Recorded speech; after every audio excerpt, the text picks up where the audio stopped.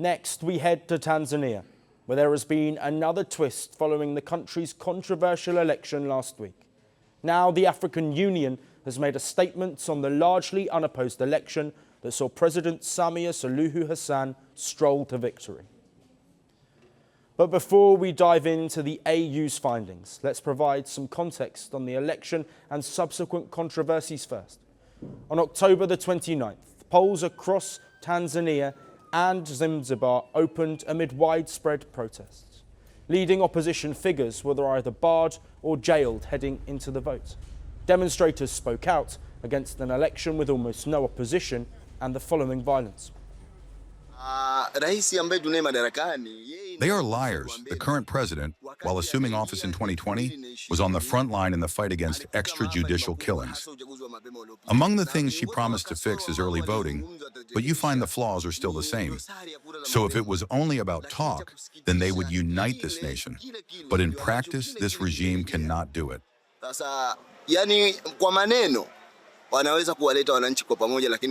In practice hawawezi hicho kitu.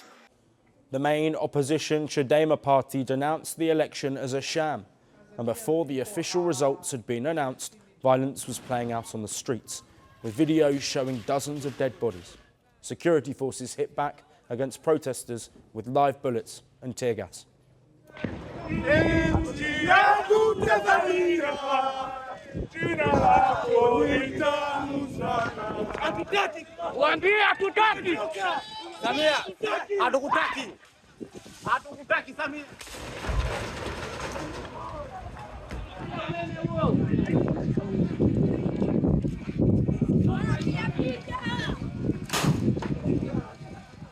Opposition figures allege that more than 800 people died at the hands of security forces, that the government has denied these figures.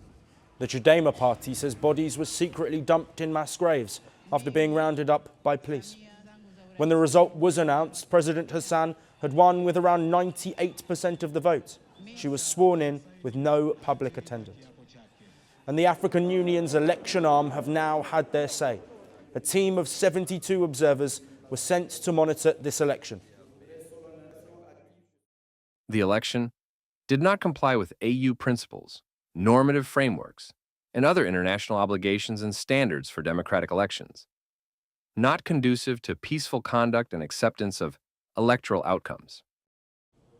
The African Union pointed to ballot stuffing, a form of election fraud. AU monitors also highlighted the government imposed an internet blackout, politically motivated abductions, and excessive military force, compromising election integrity. The AU has urged Tanzanian authorities to conduct thorough investigations into violence against protesters. Tanzania should prioritize electoral and political reforms to address the root causes of its democratic and electoral challenges witnessed ahead of, during, and after the 2025 general elections. The African Union report comes amid another rebuke, this time from the Southern African Development Community. It detailed violence, censorship, and intimidation of the public and opposition figures. But this has not deterred the Hassan government. Aside from a lack of government acknowledgement over the election violence and civilian deaths, the crackdown on opposition figures has continued. Lawyers for the vice president of the Chadema party, John Heche, have confirmed he is facing terrorism charges. Heche is being held in the financial capital of Dar es Salaam, the city that witnessed much of the violence. Pressure is mounting within Africa against the Hassan government's conduct during an election shrouded in controversy. Their response to protests has also been thrust under a microscope as the Tanzanian authorities push on with action against the opposition. Hassan is standing firm, in control of the government, but now not necessarily the narrative. Want the facts? The latest developments? News that gets straight to the point. Well, we've got all three just for you. This is Firstpost Live, a brand new show, your window into what really matters. Don't miss it.